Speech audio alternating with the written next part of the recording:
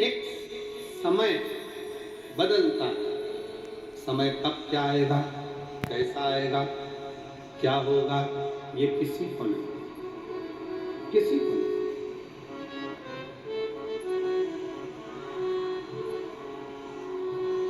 जन्म, मरण, मरण, जन्म भी उस परमात्मा के हाथ में है, मृत्यु भी उस परमात्मा के हाथ में है, और परण भी उस परमात्मा के हाथ में है। परण मतलब शादी। डॉक्टर ने कह दिया कि बहू की डिलीवरी होगी, इतने तारीख को होगी, मालूम पड़ा दर्द आने लगे, 2 महीना, 3 महीना, 1.5 महीना, 1 महीना, 15 दिन, 6 दिन, 5 दिन पहले हो गए या 5 दिन बाद। लोगों ने देखकर कह दिया था तुम्हारी लड़की की शादी बस इस साल हो जाएगी, मालूम पड़े 1.5 साल निकल गया, शादी नहीं पक्की। विवाह ही पक्का नहीं।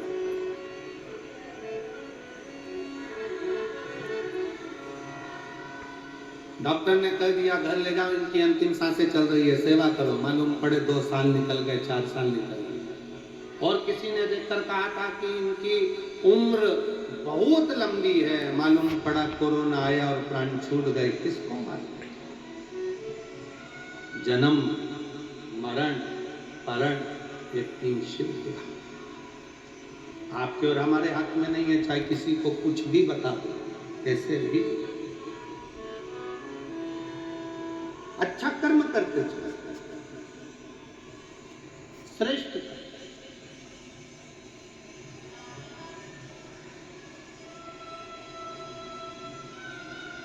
शिव कथा कर रही है, भगवान शंकर का चरित्र कराए, शिव महापुराण की कथा कर रही है। समय बताकर नहीं आएगा, सांप बताकर नहीं आएगा, संपत्ति बताकर नहीं आएगी, समय बताकर नहीं जाएगा, सांप बताकर नहीं जाएगा, संपत्ति बताकर नहीं जाएगी कि कब जा रही, कब आ रही, कैसे आ रही, कैसे। इसलिए समय का सदुपयोग करो, संपत्ति का सदुपयोग करो। आया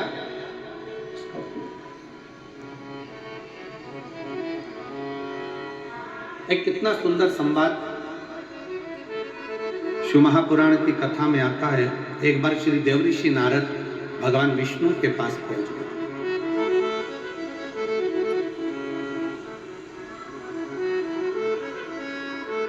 श्रीमन नारायण, श्रीमन नारायण, श्रीमन।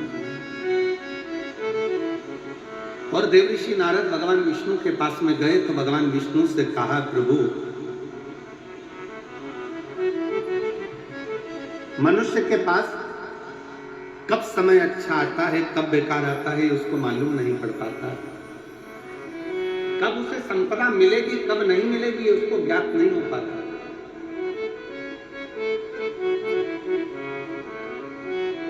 बस केवल मानव मानव दिखता है, पर उसकी जिंदगी में कब बदलाव आता है मालूम नहीं पड़ पाता है। तो भगवान विष्णु के चेहरे पर हंसी आई, भगवान ठाका लगाकर हंस मुस्कुरा।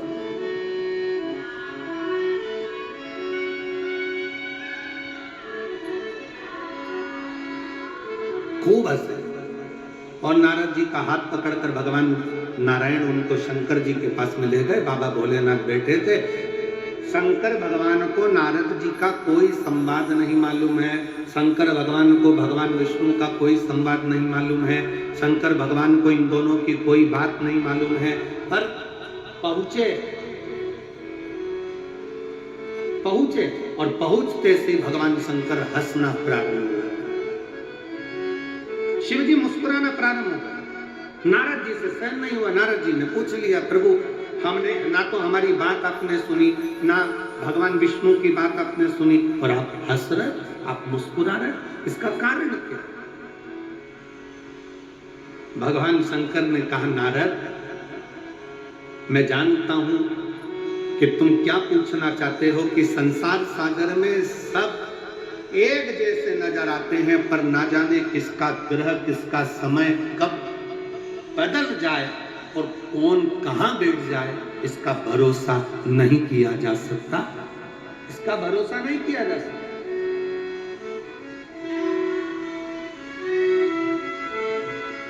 पर नारद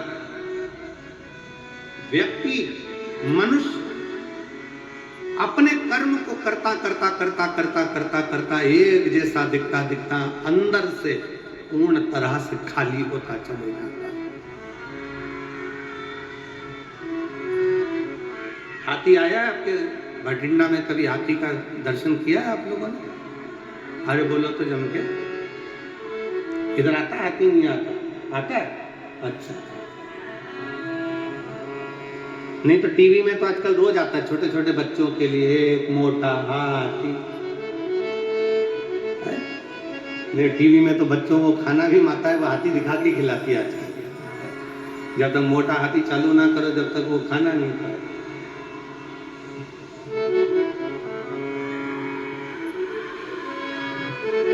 हाथी देखा होगा, हाथी को बेल का फल, या क्या बोलते हैं उसको, बेला। हाथी को अगर बेल का फल दे दिया जाए खाने के लिए तो हाथी उसको फोड़ के खाता है क्या? जम के बोलो जरा। नहीं, हाथी क्या करता है, उस बेल के फल को सूंड में लेकर मुख में उतार कर पेट में रख ले।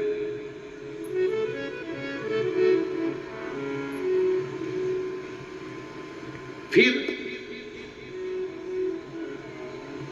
जब हाथी गोबर करता है तो वो बेल का फल वैसा की वैसा ही बाहर निकलता है। जैसा खाया था वैसा की वैसे ही बाहर निकल जाता है।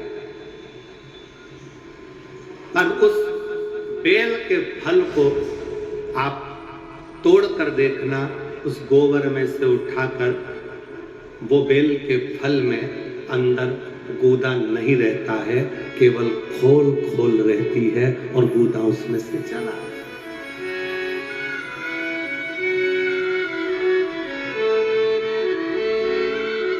बेल का फल वैसा की वैसे ही। हाथी को जो बेल का फल तुमने खिलाया, बेल फल जो तुमने खिलाया, वो बेल फल हाथी ने खाया। खाने के बाद हाथी उस बेल के फल को खा लिया। गोबर में वो बेल वैसा की वैसे जैसा तुमने खिलाया था, एक दिन दो दिन में वो निकल गया। और उस बेल के फल में अंदर जो गूदा रहता है, बेल के फल के अंदर जो गूदा भरा होता है, वो गूदा पूरा की पूरा खाली था, केवल खोल खोल थी और अंदर कोई गूदा नहीं, कोई गूदा नहीं। भगवान शंकर कह रहे हैं, नारद, जैसे केवल खोल रह जाती है और हाथी का पाचन क्रिया से वो गुर्दा बाहर निकलकर हाथी उसको पचा लेता है, उसी तरह संसार सागर में जब मनुष्य आखिरी में इस संसार को छोड़कर जाता है तो केवल एक खोल रह जाती है, बाकी का तो जो परमात्मा का था वो परमात्मा में विलीन होता है। परमात्मा का परमात्मा में मिल गया, भगवान का भगवान में मिल गया, परमात्मा का परमात्मा में समाहित हो गया।